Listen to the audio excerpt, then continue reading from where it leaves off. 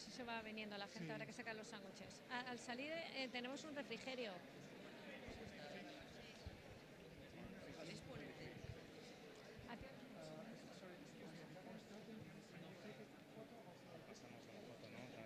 Terminar.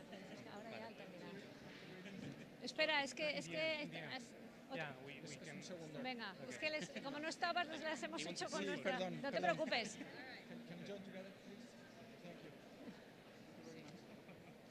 No te preocupes, hemos hecho.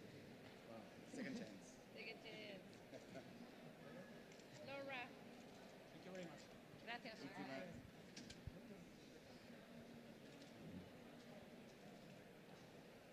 Right.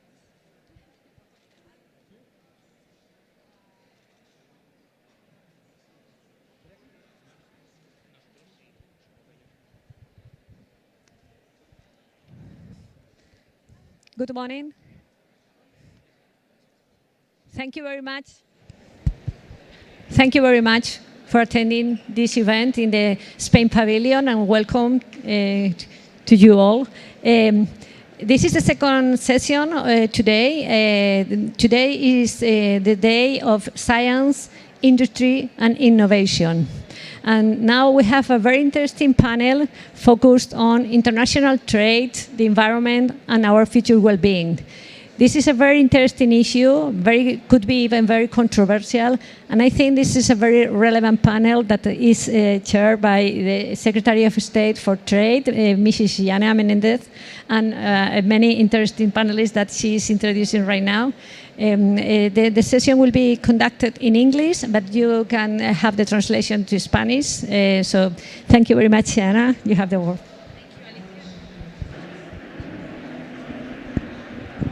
Do you hear me? Yes, no. Well, good morning, everyone. Welcome to this roundtable on international trade, the environment, and the future well-being. And first of all, let me apologize for my voice. It's gone, but I don't think that will be a problem because my colleagues here in the roundtable, they had many things to say. So thank you all for coming here today. And it is for me a pleasure to moderate a table like this with such selective speakers. But let me introduce them first. Arantxa González, she's an expert in international trade issues, and she serves as Executive Director of the International Trade Center, which is the joint agency of the United Nations and the World Trade Organization.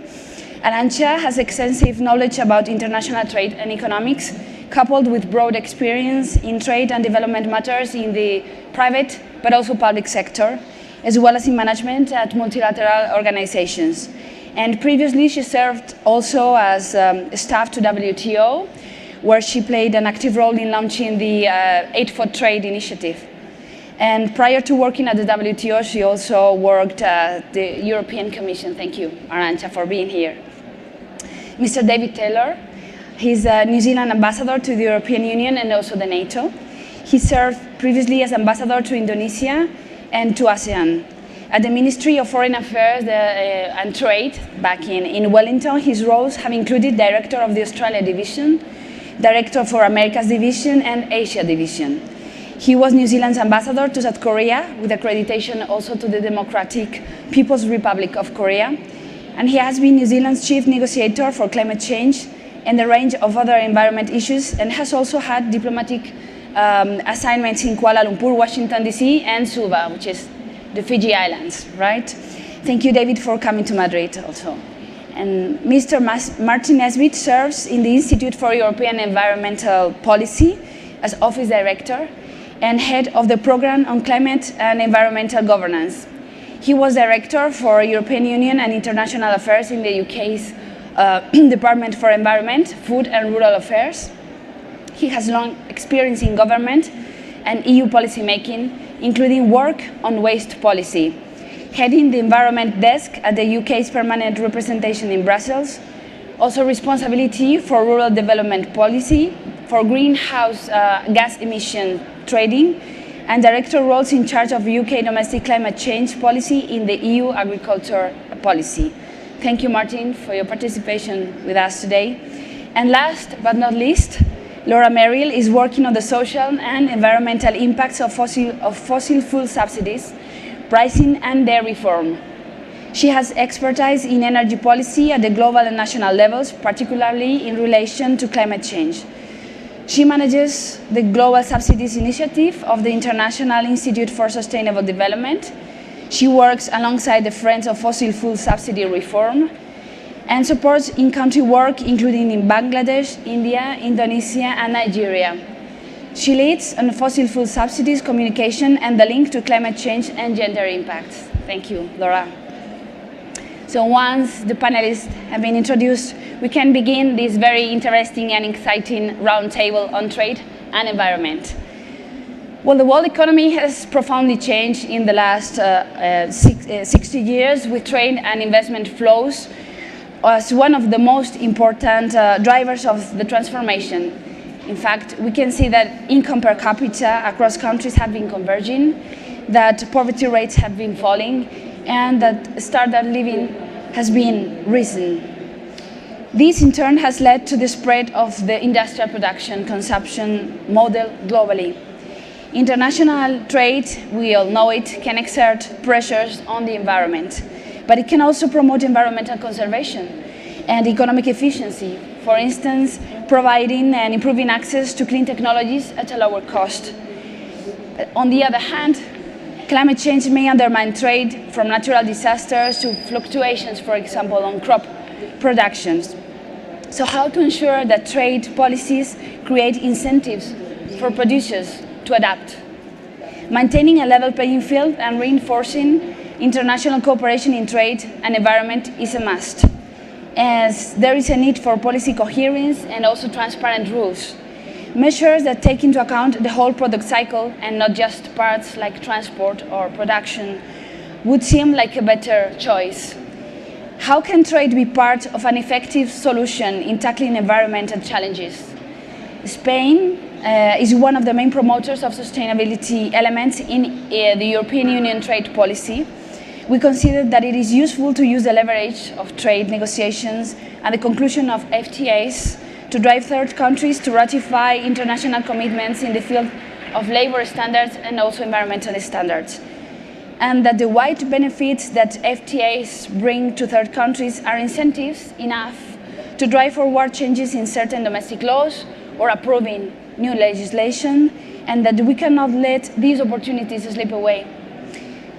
The inclusion of sustainability in EU trade policy based on international standards is an essential part of the fair and open trade system on which the European Union believes, and also Spain, and on the trade system that we want to fight for.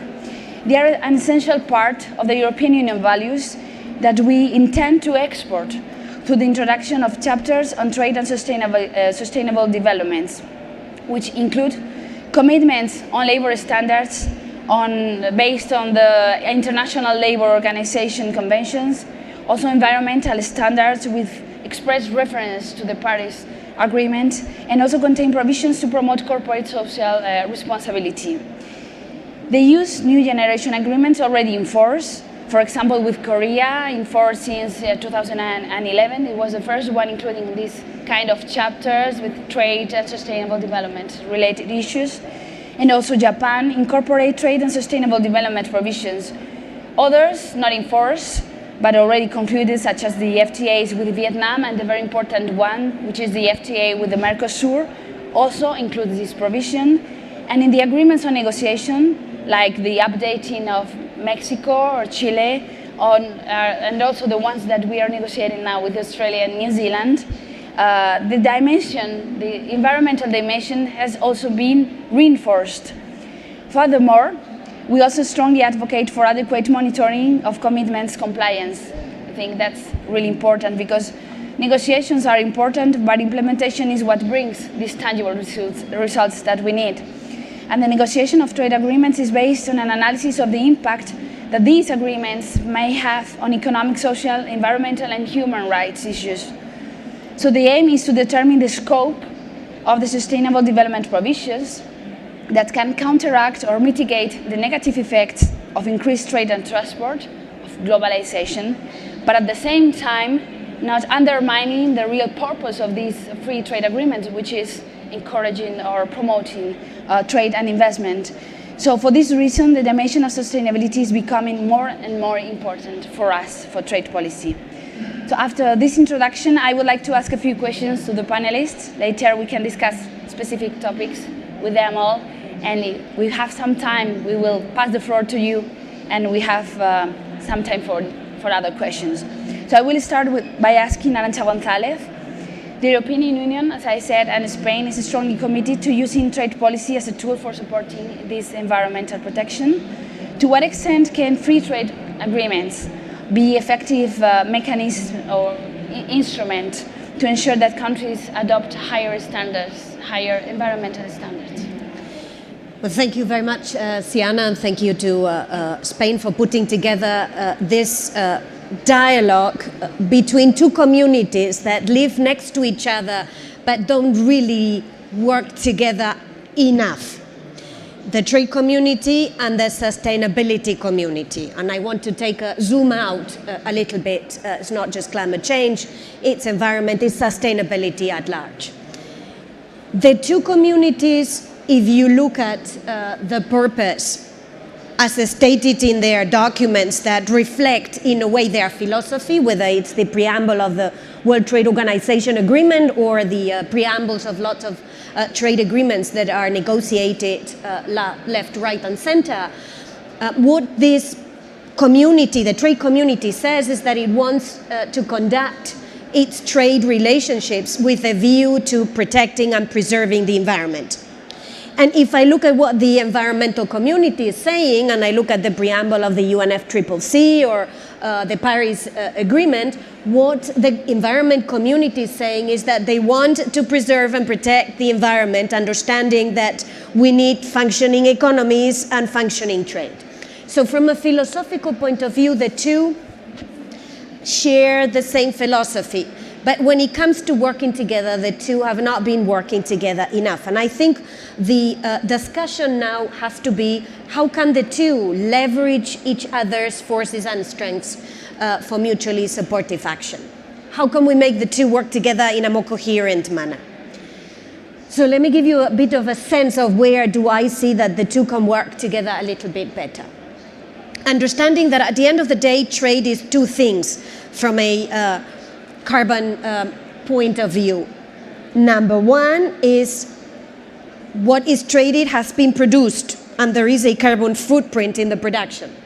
And number two, whatever is traded has to go through some sort of mode of transport. And that also means carbon emissions. And then if we take a more sustainability zoom out angle, it's about preserving and protecting our endowment, our natural endowment. So what can the trade community do to support the environmental community? Number one, the trade community can help spread standards, regulations, benchmarks that will in a way discuss, set what kind of carbon footprint do we want for products, what kind of carbon passport do we want for products, what kind of standards do we want for circular economy. So the trade agreement can be a vehicle to, in a way, push for these standards and push for these standards in as multilateral way as possible. This is where Spain/EU is important because Europe has a 700 million consumer market and therefore has a power to, in a way, spread standards. Number two, trade can be helpful in disciplining subsidies. This is a bit of a field of expertise, and I'm looking here at some of my colleagues who would have a great authority on that. It can help with disciplining fossil fuel subsidies, like it can help with disciplining subsidies to overfishing, to give you two examples where the trade community can be helpful. Because this is what the trade community knows to do, discipline subsidies. Number three, the trade community, through trade agreements, multilaterally or bilaterally, can help spread environmental goods and environmental technology. That at the end of the day, let's not forget this game is not just for the big and powerful countries, it's also for the part of the world that does not necessarily have access to this technology and to these goods. Number 4, the trade community can help ban practices that are considered to be non-sustainable. It can help ban toxic waste. It can help ban plastic. It can help ban, and again, the trade community knows how to do that, banning international trade on products or in activities that are considered to be bad from a sustainable point of view. 2 final points of what the trade community could do. The trade community can also help manage leakage. In other words, unfair competitive advantages by policing at the border and making sure that what is not good at home does not come to be good when it is imported. And this is the whole discussion about border measures. And finally, the trade community can help with transparency, with knowledge, zooming in, putting the spotlight with data, with good practices, with best practices that can help inspire others. So in a nutshell, Siana, the message I would like to give is that the 2 communities are perfectly compatible, but we have to leverage better the strengths of the 2 to manage better the weaknesses that the 2 may have, because sometimes the legislator is not really wanting to protect sustainability, is wanting to protect its domestic producers, which is not necessarily the same. You're right. Thank you, Arantxa.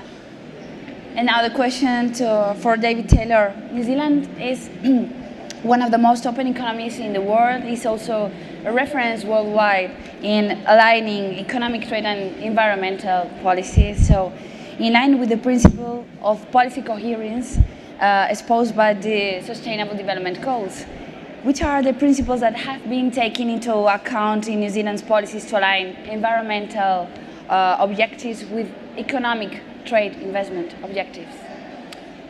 Thank you, Secretary of State, for the invitation. It's great to be back at a COP. The last COP I was at was COP1 in 95 when I was leading our delegation. So it's been a long time between COPs, but it's great to see the progress that's been made.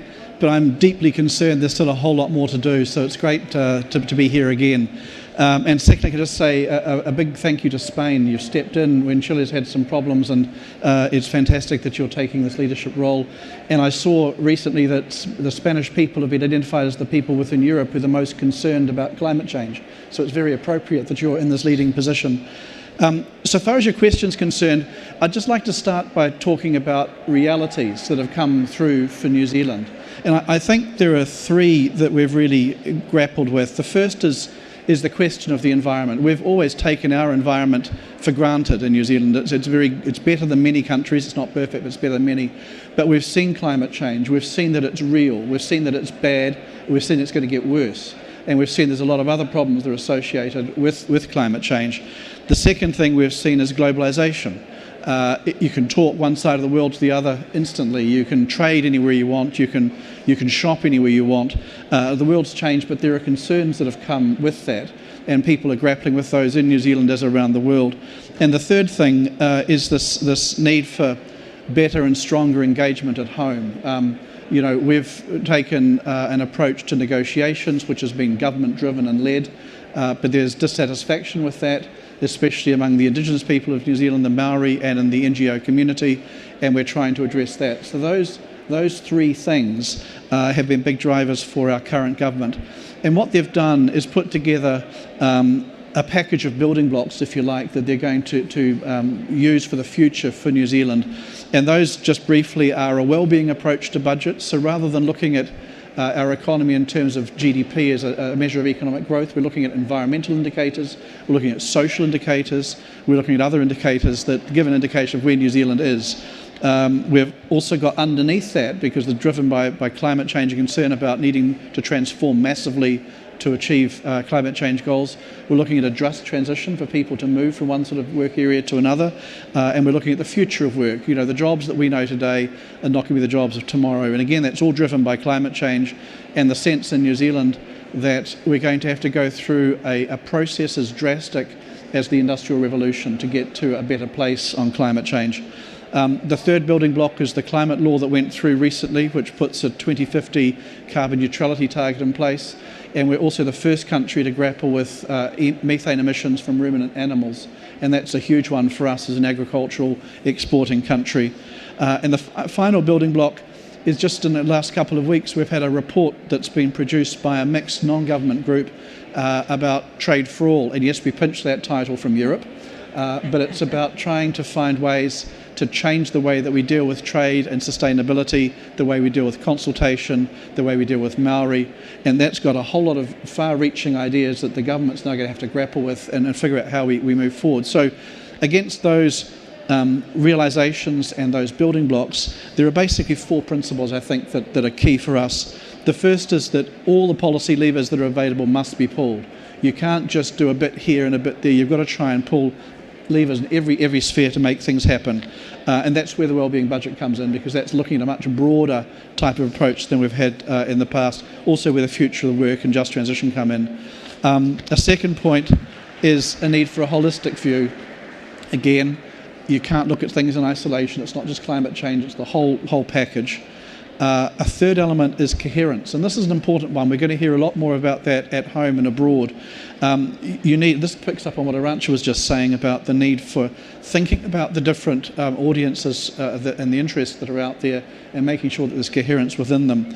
So if you take the WTO and the FCCC, for example, they've both got very clear structures and they're mutually permissive, but they don't necessarily align or reinforce each other.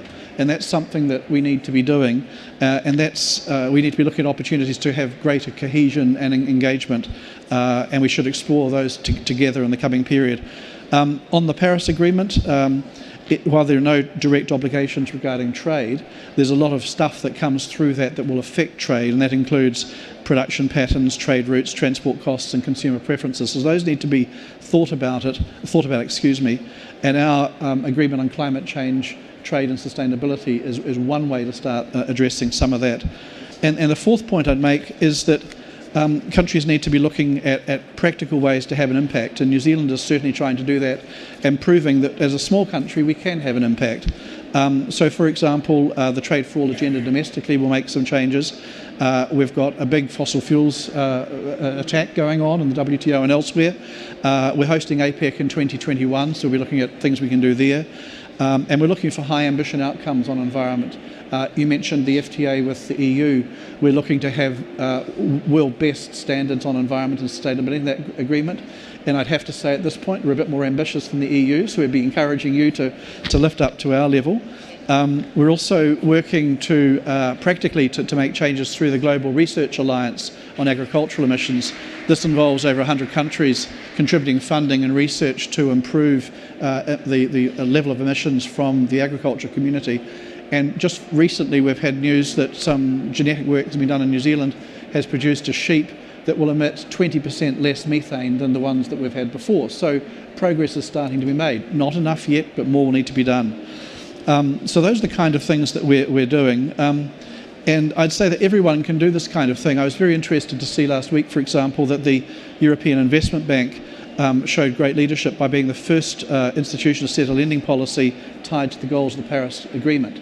And that means that it's no longer business as usual. And I guess that's the final principle to mention. No longer business as usual. We've got to do something. We can all do our bit. Pull all the levers, be holistic, be realistic, engage differently. Thank you very much. Congratulations for all those initiatives and also for looking for the coherence of every policy. And I agree with you. Let's try to be ambitious in this negotiation and the free trade agreement on the environmental issues. So, question now for Laura. For Laura first. One particular area in which the International Institute for Sustainable Development is particularly active is the one regarding fossil fuel subsidy reform, including the discussion within the WTO. So, and looking also for the social and environmental impact of this reform. What are the main findings of the research, and in particular, what do you think is the future of this discussion within the WTO? thank you so much for the very generous introductions and for moderating and really bringing this to the attention of people. And we're sitting here in the Spanish pavilion, which is a joy. And I notice we've got two words here: ambition and inclusion. And, you know, it speaks to being here in the climate change talks, but in terms of raising our ambition in what countries can do and bring to the table in their NDCs, and how they can include, you know, more policies in their NDCs and get agreement on Article 6. But I think these words can also speak to the trade community as well. Not only in terms of ambition around thinking about how to tackle trade and environment, but also in terms of inclusion. And this from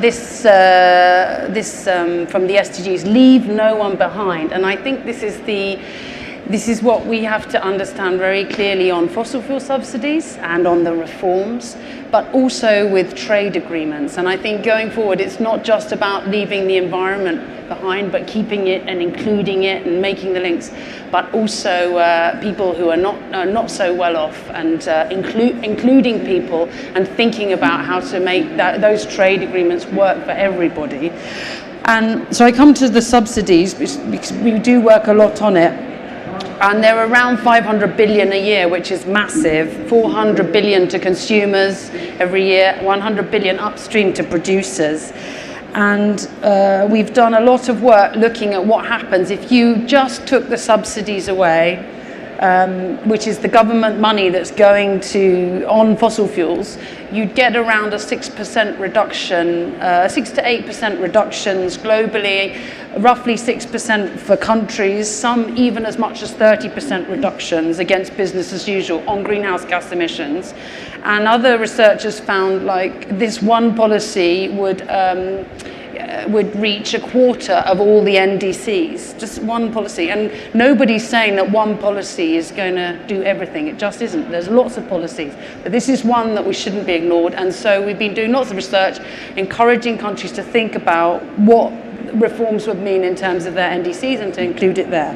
But that's within the UNFCCC, and we have a report on this. It's called Raising Ambition, including this fiscal issue in NDCs. So if you want to learn more about that, you can look it up.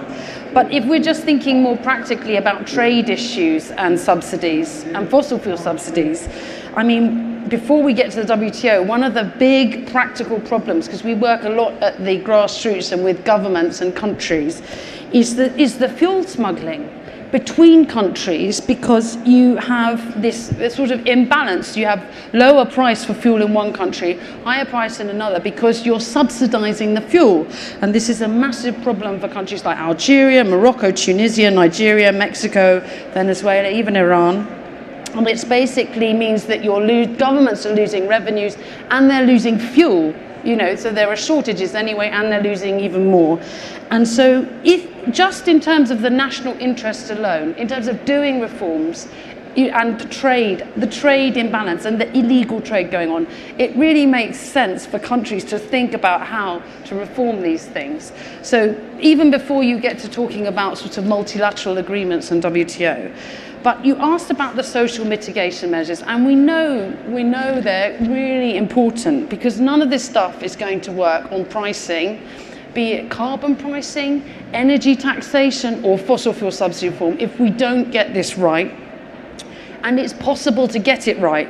So we've worked in Indonesia, where they did massive reforms in 2015 with saving 15 billion worth of subsidies, and basically built their social safety net overnight. So shifting the money that was going for cheap fossil fuels into people, to health, to education, to infrastructure.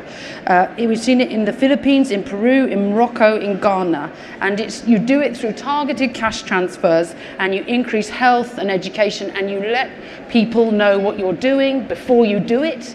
And you give them time, and that helps these reforms, smooth reforms, to take place.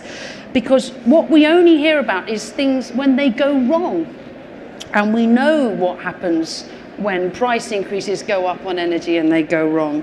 And it's the straw that sort of breaks the camel's back for people who can't take any more. So there's got to be this mitigation and compensation and very clear thinking about how to do this smoothly and to make sure people get something back when prices go up. And we could definitely do more about sharing lessons around this going forwards. So now I come to the WTO because, you know, it's a big multilateral venue.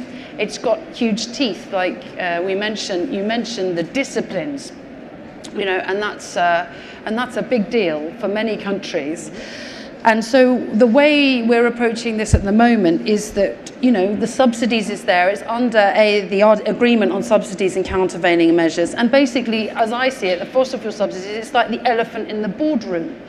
Everybody's got these things, and nobody's really talking about them at the WTO. And so, well, how do you build trust to get people to start talking about this and getting rid of these and understanding them?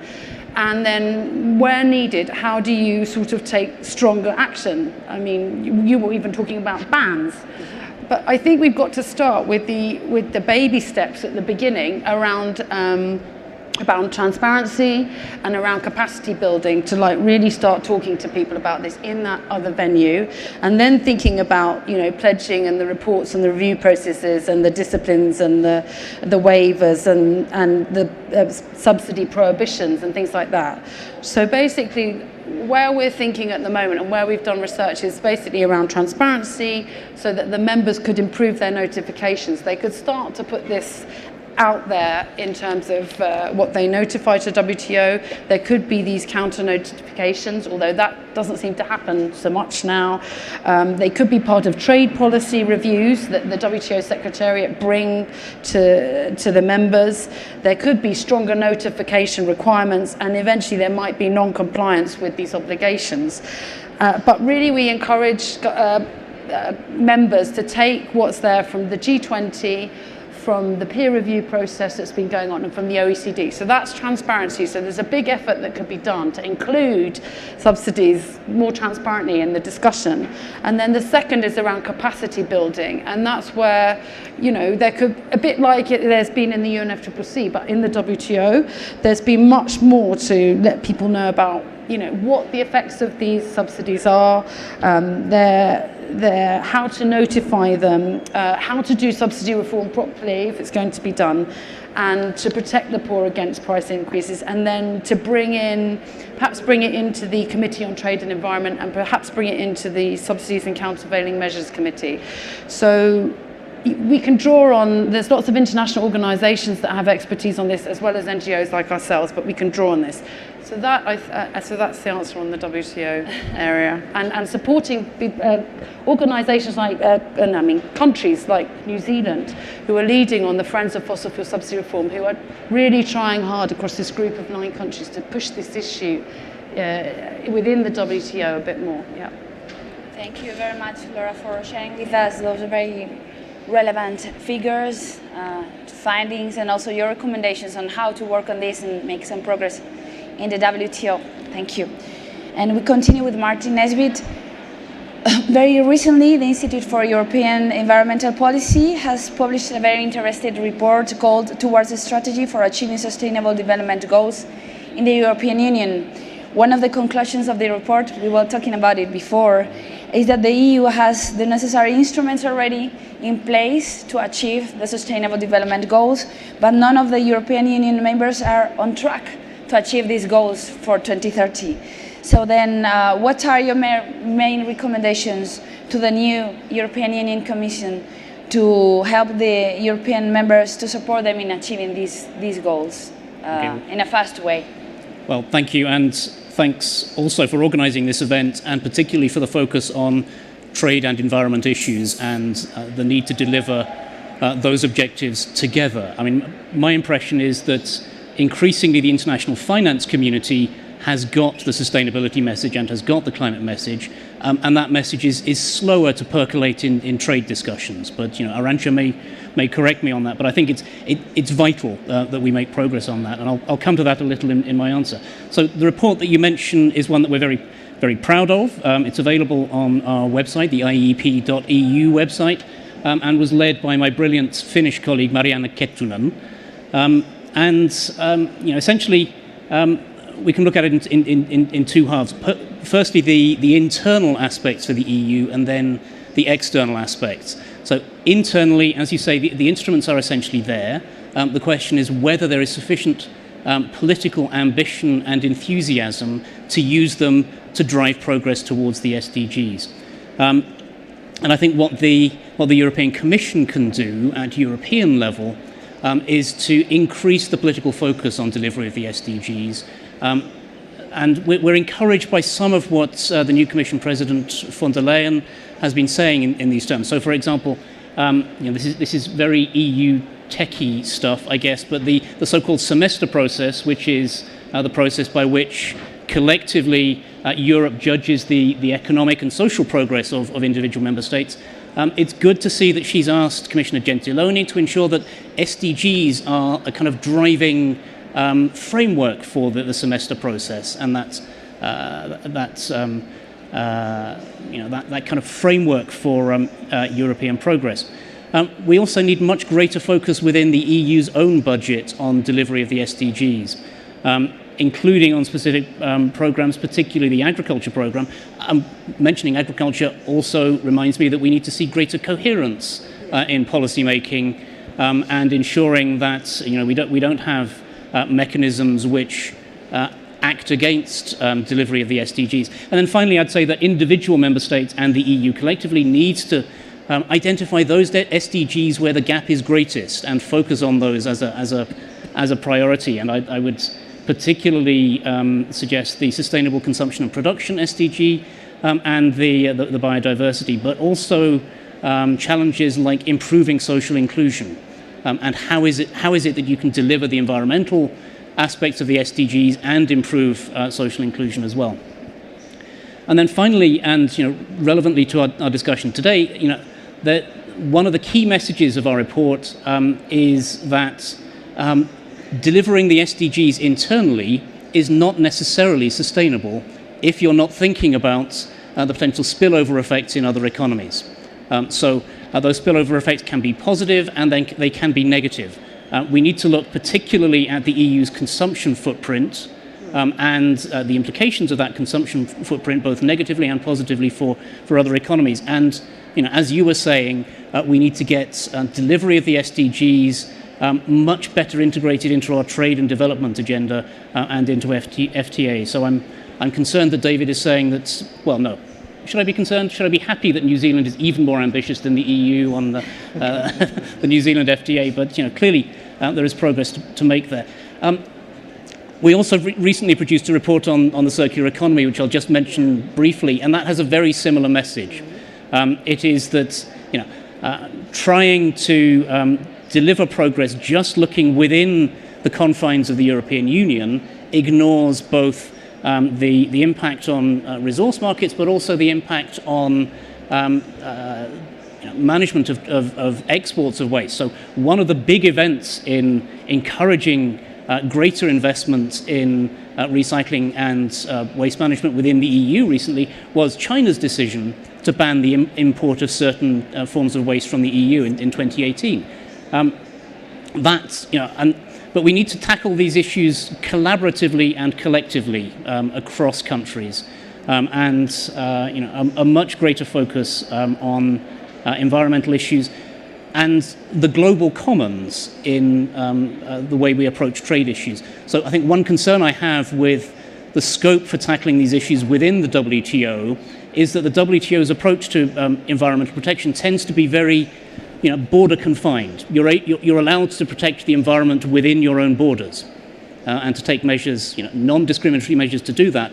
It's much more difficult to take protective measures for the global commons of the environment, and much more controversial in trade terms to do so. So my guess has always been that it's much easier to make progress in these areas bilaterally than multilaterally, but perhaps I'm not being optimistic enough. Thank you very much. So it is really important that we identify and analyze those spillover effects, and then coherence on policies, and also collaboration between countries, not only regarding what we do within our borders, but trying to collaborate. It's of vital importance too. Well, thank you very much, and let's go to Arantxa again. The ITC, the International Trade Center, has been organizing already for 6 years the Forum on Trade and Sustainable Development, focused on major trends in sustainable value chains and voluntary sustainability standards. And many companies are already working on these, developing forward-looking business models which consider sustainability, in fact, as a competitive advantage. But these sustainable goods and services remain a niche, or we think that maybe considering that higher prices are often involved when sustainability concerns are taken into account. So new business opportunities brought about by a more sustainable economy could be worth an estimated of $12 trillion annually by 2030. So, and until ITC has also conducted research on sustainable markets in several countries. What can you tell us about this? And also, can all countries benefit from this trend, or these opportunities will be available only for more mature, more advanced economies? Are we including everybody, or are we leaving anybody behind? Yeah, I mean, I think I want to start the answer to your question by, again, zooming out, because one thing we have to be clear about is that it would be more efficient if we tackle root causes, rather than if we just do cosmetic changes here and there, in whichever fora we decide to make those cosmetic changes. So root causes, which in my view we're not talking enough: demography, huge root cause issue; investment decisions, huge root cause, where investors will bet their money will matter for how much we can get to ambition. And the third root cause, let's say, profound lever that we have that we are not leveraging enough, is consumers. That in a way is putting this discussion, turning the discussion upside down. Producers in reality are only, to a large extent, a function of consumers and what consumers will do. So what we've been interested to do in the International Trade Center is understand a little bit better consumers and try to inject the information on consumers upstream to producers. And what we are seeing is consumers worldwide, inclusion, consumers worldwide are becoming more and more conscious of the sustainability dimension. We've been analyzing this more specifically with European consumers, but not only. I mean, the story is not any different in China, in Brazil, in South Africa. It's got to do with middle classes. Middle classes, the moment they get a better income, they are paying more attention to what is it that they are eating, what is it that they are breathing, where is it that they are, how is it that they are using their money. So what we've done, to go to your question, analyzing European consumers, and we put out a report having analyzed 12 European Union member states, including Spain recently, is a growing market for sustainability products and a change in the consumer attitudes to trade.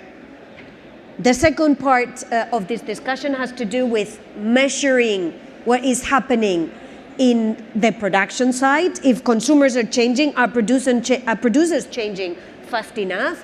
And there too, we are doing the same analytics. We've been doing this for 5 years on 9 agricultural commodities. Why? Because at the end of the day, close to 20% of emissions come from agriculture. So we've been looking at what happens with the production of cotton, of tea, of coffee, of soybeans, of rice. And what we've seen there too, worldwide, is an expansion in the surface that is produced under sustainable conditions.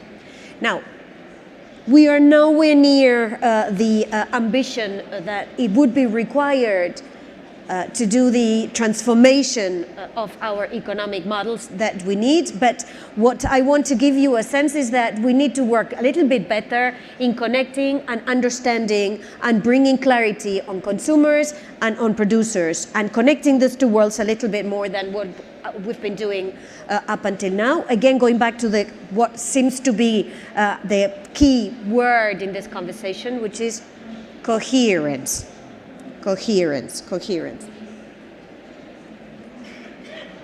Totally agree. And Thank you. And David, on the other hand, we heard about this initiative called the Agreement on Climate Change, Trade and Sustainability, which you are working from New Zealand together with Costa Rica, with Fiji, with Iceland and Norway.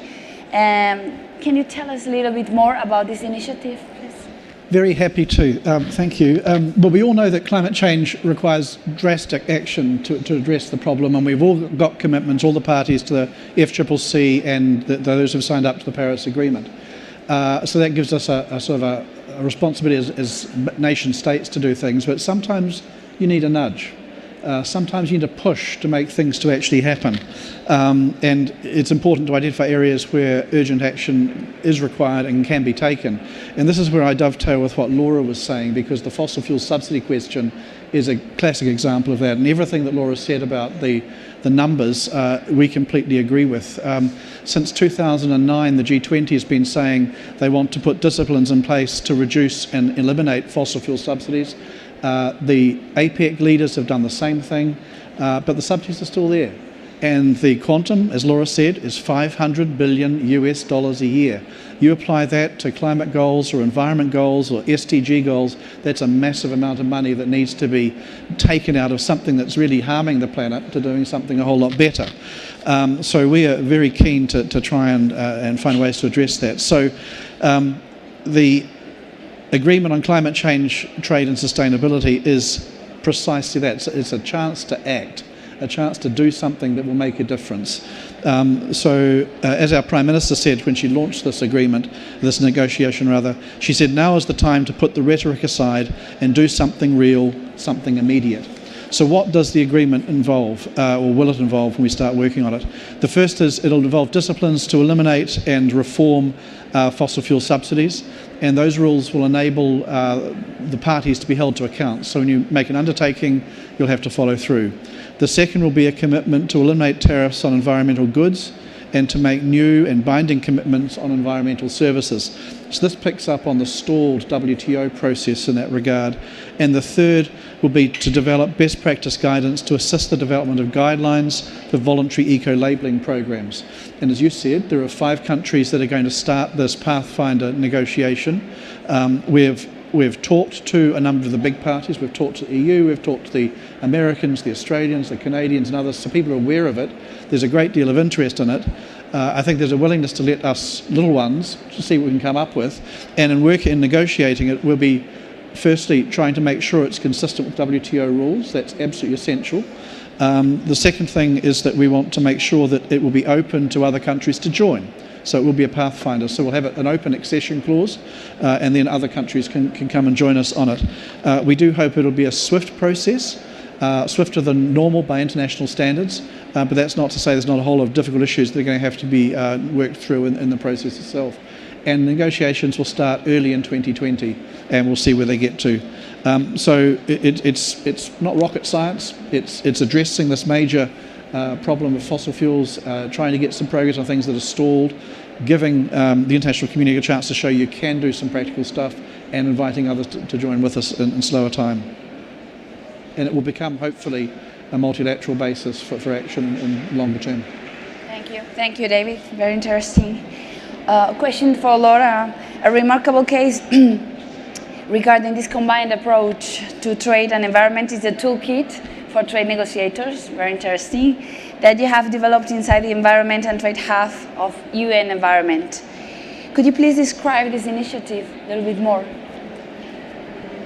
Right, so this is some really fantastic work that was done by a colleague of mine, Aaron Crosby, and it's really about the rules.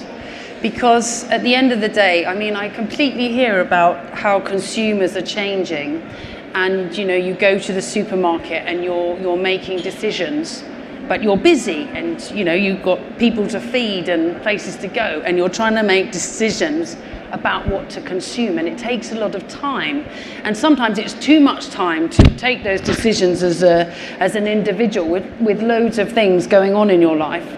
And that's why we need these rules and regulations to help sort of protect us and to go in the right direction. So we don't all have to be making individual choices as consumers, and we can get support and know that what we're buying and what transport we're using and makes sense within the national interest and the planetary interest. So it's about these rules and policies that can be implemented by governments, and that's where it's all stemming from, really. And that's why it's so important to try and raise these things in the WTO through a multilateral environment, and also to get agreements like Paris and the Article 6 to help sort of all the governments to move in the right direction, and then they send the signal to all the businesses and that person in the supermarket going, okay, what should I do next? Because things should change. But the way we at ISD, we work across a lot of programs. There's an energy program, there's an economic law and policy program that works on investment rules. There's a sustainability standards section. We have ENB, Earth Negotiations Bulletin here, that they follow all these multilateral processes that should, then sort of trickle down into government laws, and therefore it's about sharing that information, because both through two things really. Open source information, because information is power, and really understanding what's going on means that if you don't have power and you're not part of a big trading bloc, you can understand what's coming with a free trade agreement and how to help you negotiate. So this is about having information that's free and open. And so this toolkit that was put together in 2017, it's all online, and it helps negotiators on trade agreements. It uses about 100 different agreements, and it helps countries to understand where there have been carve-outs, where there have been add-ins, the kind of language that's used, and what you can look for in an environment. So having free and open source information for people to go to who are working on these agreements is really important. And then the second part of it, and that's what we do with handbooks. We have handbooks on fossil fuel subsidy reform, toolkits, guidebooks on trade and the environment as well. And then the other part of that is capacity building, because it's all very well to sort of put this open source stuff online and do all this great research, but then if nobody's using it, what's the point? So that's the whole thing about a lot of what ISD has are these networks. So a good example there here today, and working on the adaptation side, is the network, the National Adaptation Planning Network, to really help countries who are going to be hit hard by climate change to think about adaptation planning and to share examples between themselves. And so so that kind of capacity building is really important as well, not only having the information available, like these toolkits, but then doing the capacity building. And so in that way, to get better rules in the UNFCCC and the WTO on environment. So, yeah. Thank you very much, Laura. No excuse for not using the tool. Thank you very much for simplifying our work. And let's go to another report from the Institute on European Environmental Policy, which examines the foreseen impacts of implementing circular economy measures in the European Union, and also through trade in third countries too. The shift to a circular, resource-efficient economy in the European Union has external implications, the spillover effects, and in addition to the global movement of recyclable waste, a shift to circular economies or systems results in changes to primary and secondary resources flows, including trade in these resources. So can you please tell us more about your new report and how all these changes can translate into opportunities or obstacles for sustainable development in third countries? Yeah. And I guess you've summarized in your question the principal messages of the report, and to some extent they're obvious, but they tend not to be addressed by circular economy policy within the EU, because we tend to focus on the legislative requirements that member states need to meet, and those necessarily focus on the things that we can control within European borders and within the borders of member states.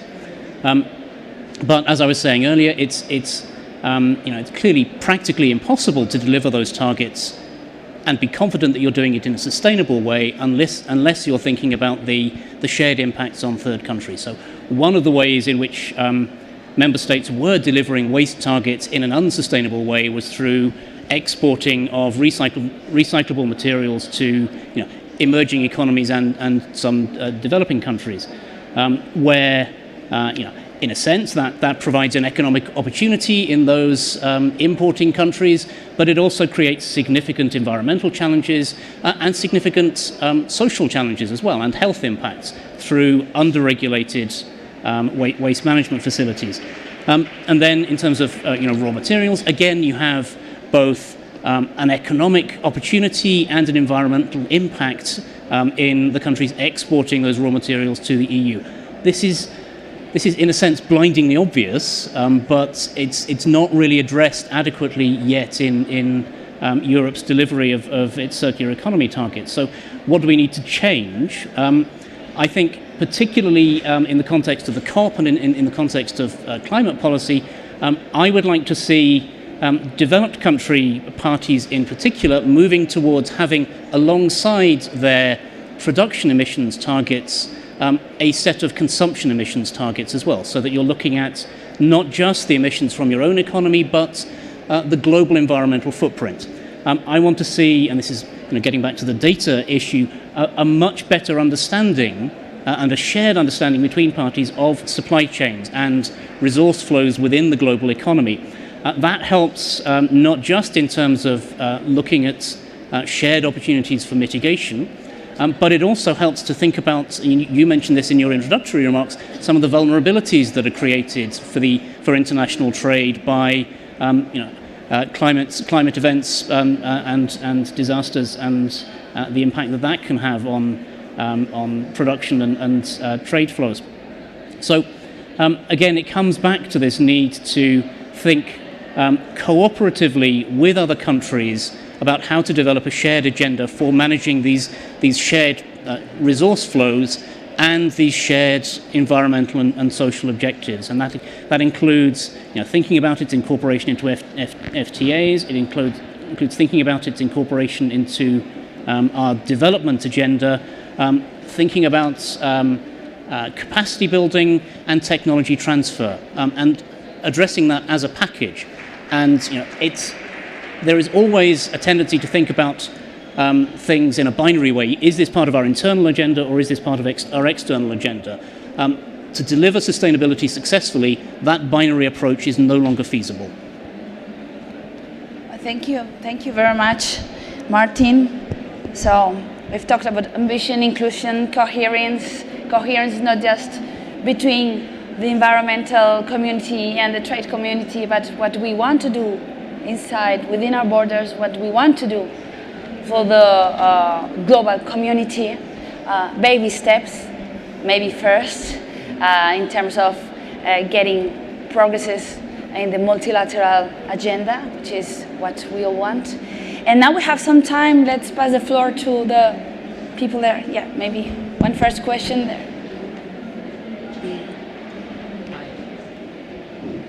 Hello. Oh, okay. Thank you very much for convening this. I'm Daniel Ramos. I work at the Trade and Environment Division of the WTO.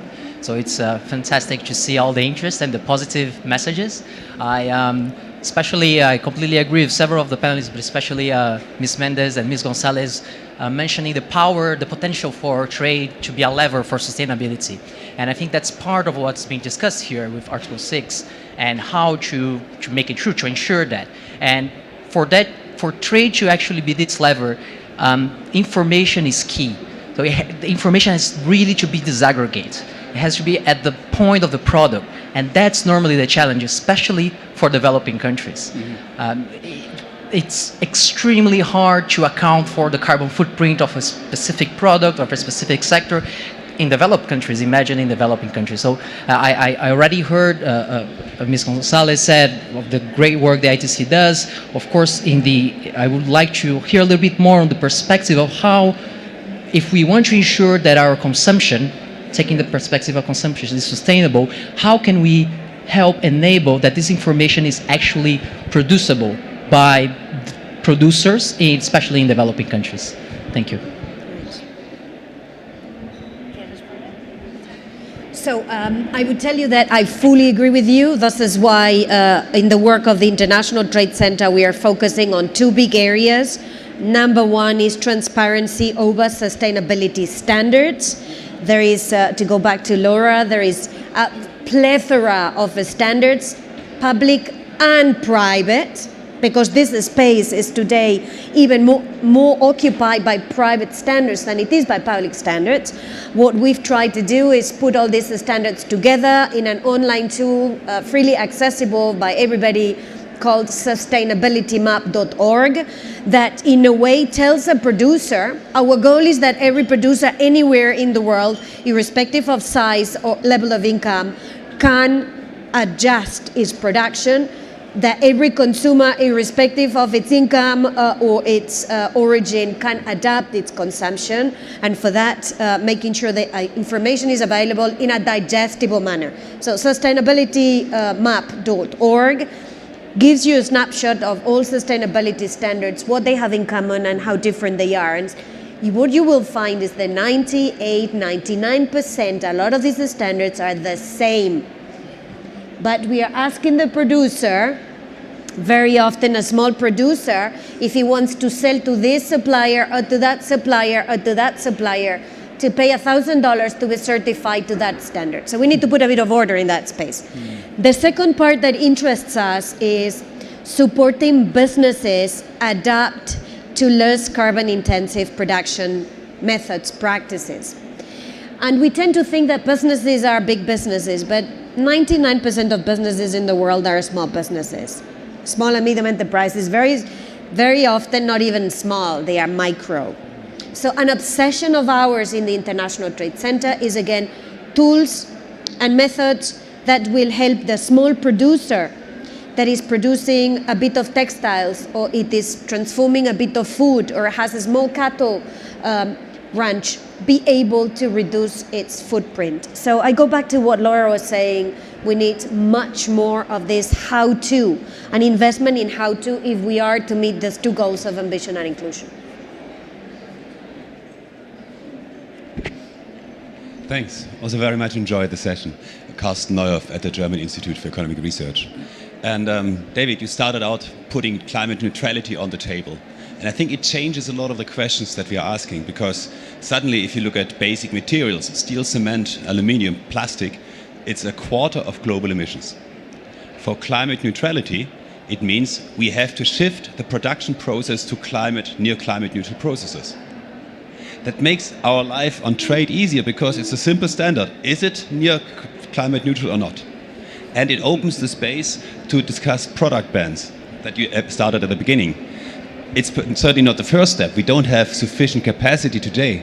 But I wonder how we can accelerate the discussion on product bans for carbon-intensive stuff or for stuff that is not climate neutral. How can we accelerate the discussion on setting clear standards for what material is near climate neutral? Because that will be the key driver for businesses across the globe to change their approaches. Not the small ones, but steel producers are the bigger ones in this case. Yeah, how can we accelerate the discussion, or maybe which is the best forum to accelerate that discussion? Martin? Yeah, I'd just say I'm not really an expert on what the right forum is, but I think starting to focus on product bans is exactly the right approach. We have a tendency, I've been guilty of this 10, 15 years ago, of thinking that all we need to do is set a price on carbon and the markets will automatically adjust. So we just need to be more ambitious about our price setting mechanism. Progressively, I think I've come to an understanding that the kind of incremental change you get in response to a price signal is not sufficiently ambitious and not sufficiently rapid to secure the changes that we need. And there will always be some products which we can identify as not being incredibly compatible with a net zero world. And starting to identify a timetable for those products to be phased out and working out which forum we use for that is absolutely the right approach. So I congratulate Carsten on the perspective. So I totally understand about a bit of disillusionment with like setting the price signals, But two things. First, we do find in our work around subsidies that there are these huge carve-outs on steel, for concrete, for mining, especially around really, really cheap electricity, which means that resources are going to focused on industry, and consumers are paying much more for their electricity and sometimes not getting the supply that they need. And so there's something that, and as a result, there's huge inefficiencies within these sectors. And if you did get the energy markets right and fairer and across the board internally, you would see maybe a lower carbon footprint from some of these very energy intensive industries.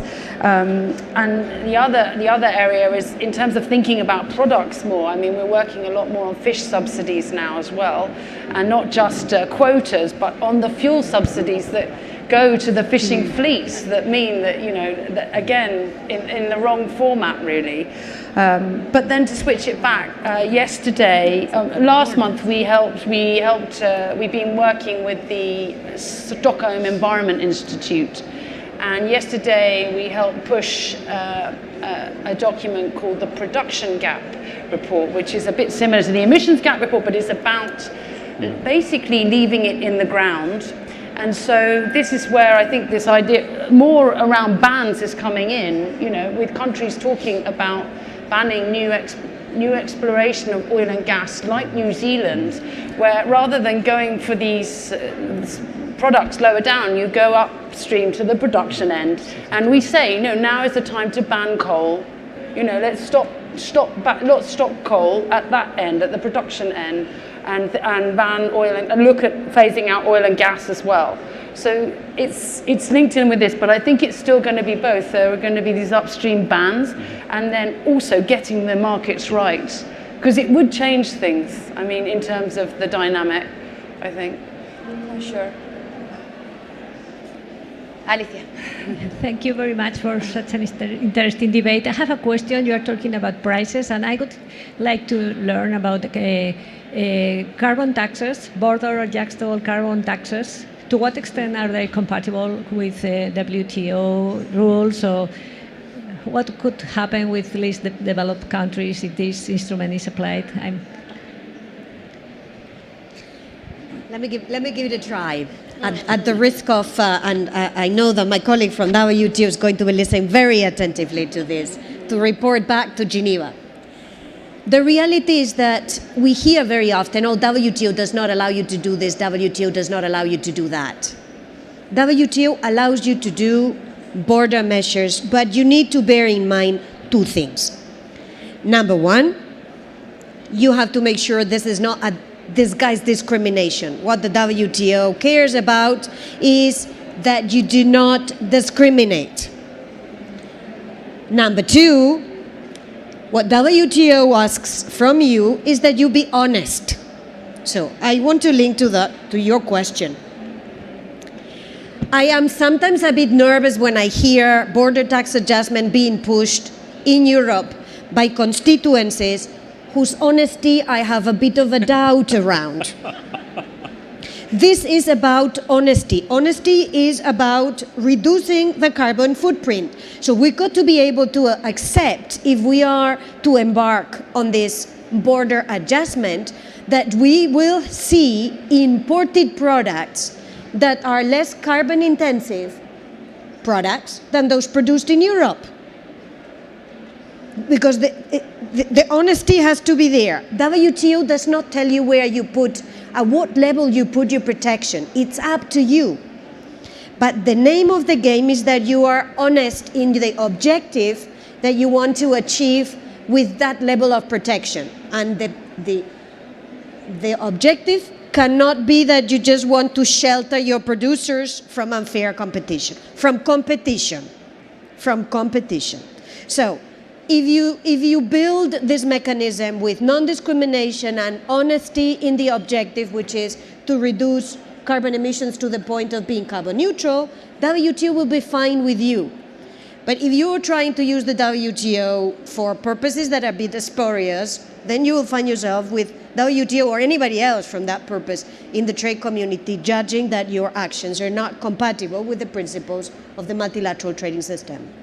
Yeah, I think it's the difference between a protectionist goal or what you said at the beginning, just the level playing field. That should be at the core of this measure. Yeah, Martin.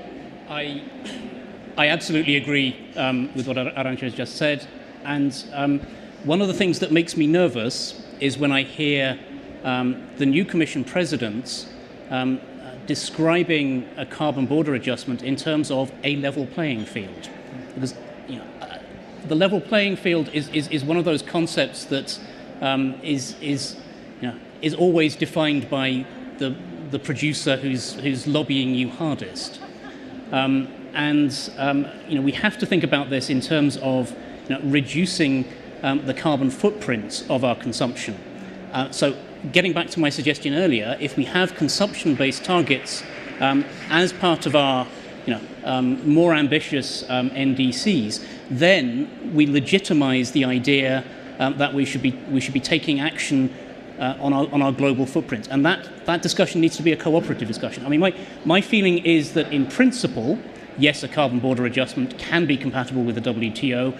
In practice, I find it really difficult to imagine how you design a carbon border adjustment credibly, even without tackling the issues of compatibility with WTO requirements. And it gets back to this question about the kind of the data requirements we place on developing economies. If you have a product-by-product basis for your carbon border adjustments, you're going to be asking people for a really detailed assessment of their supply chain, which is just not going to be possible for most economies. Then just a final point on this. One of the suggestions that we've heard is that some of the revenue from a carbon border adjustment could be recycled into export subsidies for industries within the EU who have faced a carbon price when they're exporting to economies which are not facing a carbon price. This is a genuinely terrible idea. It is a bad thing, for example, that the US intends to free ride on the carbon commitments of the rest of the global economy. We should not be encouraging EU producers also to free ride on the carbon commitments of the rest of the global economy. Yeah. So, yeah. Can I just add? Can I just add that this is hideously complex stuff. The OECD has been working on it for a while, but no one's actually taken the step of trying to put a carbon border tax in place yet. So that says something. Agree with all the points that have just been made, but unilateral actions are something to watch out for, because unilateral actions often have unintended consequences, can be really negative. Secondly, anything that's done has got to be scientifically robust, and one of the challenges there is global supply chains. It's not as if you're talking about the EU on its own, for example, and country X or Y, because all these countries are interconnected, so the products are going all over the place. So the mathematics, if you like, the calculations are just phenomenally difficult to do. The best way to do it is probably through a body like the WTO, when you actually build it up through consensus and approach, but that's going to be really hard to get to. On the EU side of things, just to share, we've been asking questions, obviously, as you would, given President von der Leyen's comments. And all the officials I've spoken to have recognised this as extremely sensitive, extremely difficult. They're very aware of the risks of being seen to be protectionist with it, and they're saying it's going to take quite a long time to work through. And I take some heart from all of that. Yeah, and the compensation side of the measure is hardly to be compatible with the WTO rules. But let's see what. So if we are all going to be honest, do you think that developing countries or the less developed ones should be exempted from this carbon tax or not?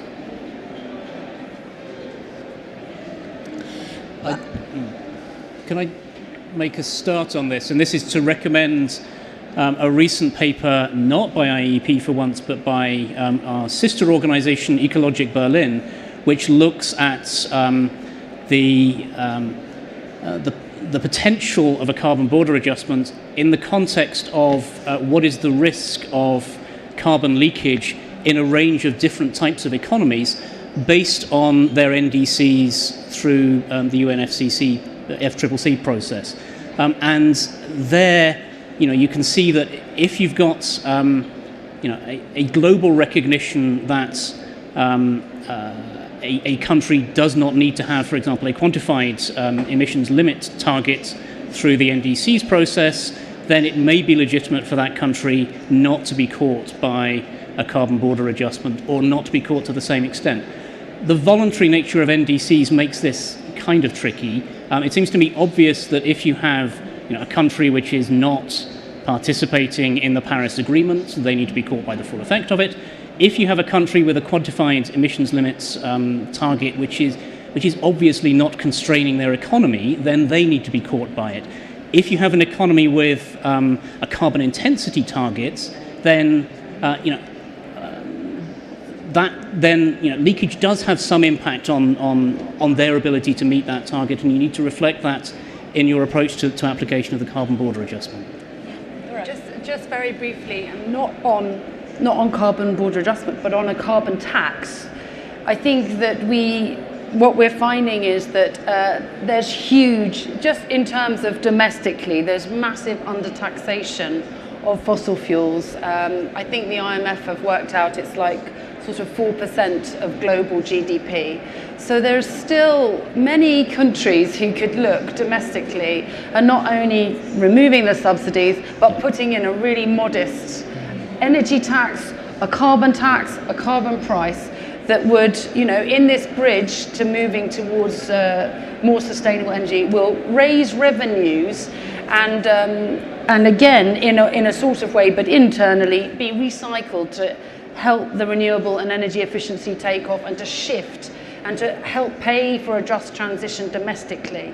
And this report that I was mentioning, I'm going to raise it here, Raising Ambition, modelled that. It modelled the removal of the subsidies for 26 countries and a very modest, a 10% tax, very modest, to see the kind of emissions reductions we get and the revenues for governments to put them into renewables and energy efficiency. And so it's complicated, and again, unilateral efforts are not going to move us there. We've got to move together on this, but where people have the power domestically, they can do something now. Well, thank you very much. I think we've reached the time limit. Thank you, Arantxa, David, Laura, Martin. Thank you very much for your participation. Thank you very much to you all for attending this round table. Just to conclude, if there is only one thing that we can conclude, I think that we can conclude many things from this round table, this very interesting round table, is that trade policy is not only serving the fundamental lines of the Agenda 2030, but that it can be, in fact, a fundamental instrument to achieve the Sustainable Development Agenda. And from the Spanish government, also from the European Union, we are in favor of using these COP25 debates to improve those held with the European Union and lead us to achieve effective mechanisms, not only words, but also action. That's what we want from this COP, for greater protection of the environment and for climate change to be an issue in future trade negotiations. Thank you very much.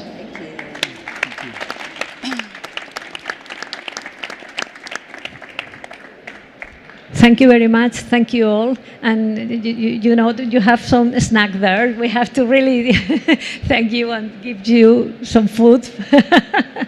So thanks a lot. Thank you very much.